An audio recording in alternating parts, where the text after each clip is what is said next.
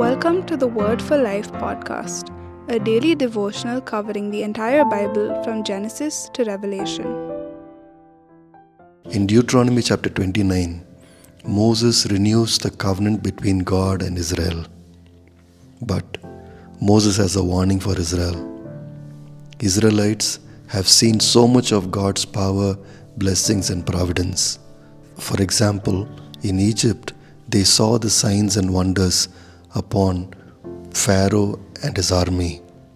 In the wilderness, they saw God's protection. As verse 5 says, "Your clothes did not wear out, nor did the sandals on your feet." And as they journeyed towards Canaan, when powerful kings came out to destroy them, God not only saved Israel, but even gave their lands to them. But now, as Israel is about to renew its covenant with the Lord, there are two big challenges. One, Moses says in verse 5, "But to this day, the Lord has not given you a mind that understands, or eyes that see, or ears that hear." Friends, what Moses simply says is, Israel is spiritually obtuse or slow to understand. Isaiah the prophet, in his book in chapter 6 verse 10 to 12, said the same thing, that Israel is spiritually unable to understand God's ways. In Romans chapter 11 verse 8, Paul the apostle said that this was the reason Israel failed to receive the gospel. So, only in the future, God will make a new covenant with Israel and give them a heart to understand God. In the future, God's Spirit will help them to practice the laws in the covenant.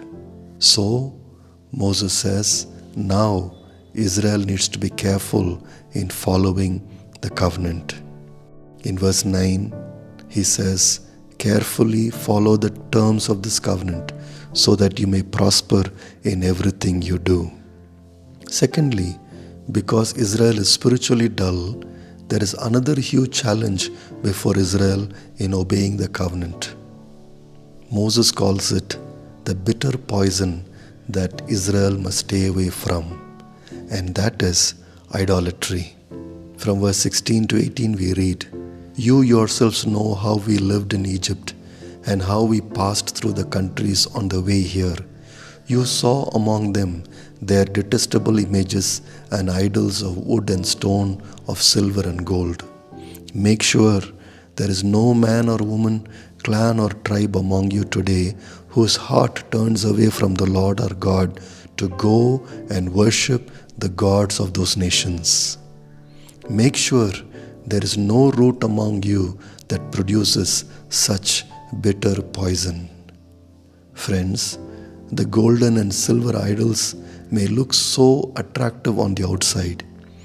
They may promise a simpler way of getting success, riches, and benefits of this world. But in the end, it will end one's life like poison. Therefore, Moses calls these idols as detestable. Friends, whatever becomes a substitute for God even today will ultimately lead us to spiritual death. If Israel takes that path of idolatry, Moses minces no words in explaining what will ultimately happen to Israel and its beautiful God-given land. From verse 23 we read, "The whole land will be a burning waste of salt and sulfur. It will be like the destruction of Sodom and Gomorrah. All the nations will ask, 'Why has the Lord done this to this land? Why this fierce, burning anger?' And the answer will be, 'It is because this people abandoned the covenant of the Lord, the God of their ancestors, the covenant He made with them when He brought them out of Egypt. They went off and worshipped other gods and bowed down to them, gods they did not know, gods He had not given them.'" Friends, even today there is a greater need for believers not to get distracted from following the Lord in a single-minded way. Many a time in our society, other powers are presented as essential. money, power, celebrities in the media, success are presented as idols to be worshipped. But in Matthew chapter 4, verse 8 to 11 we read, "Again the devil took Jesus to a very high mountain and showed him all the kingdoms of the world and their splendor. 'All this I will give you,' he said, 'if you will bow down and worship me.'" Friends, every believer has been tempted like our Lord Jesus one way or other. We have been told sometime in our life that instead of worshipping the Lord, there is a simpler option. Just worship the splendor of the world and the one who can give it. But believers know that one cannot worship the splendor of the world without trading his soul and giving up on serving the Lord. That is why many believers have followed the path of Jesus.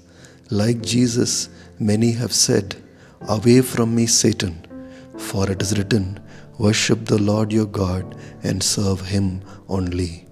And those who have done what Jesus did have found out that life is much more than enjoying the pleasures of the world. Success in life is all about being God's people and doing his will on earth.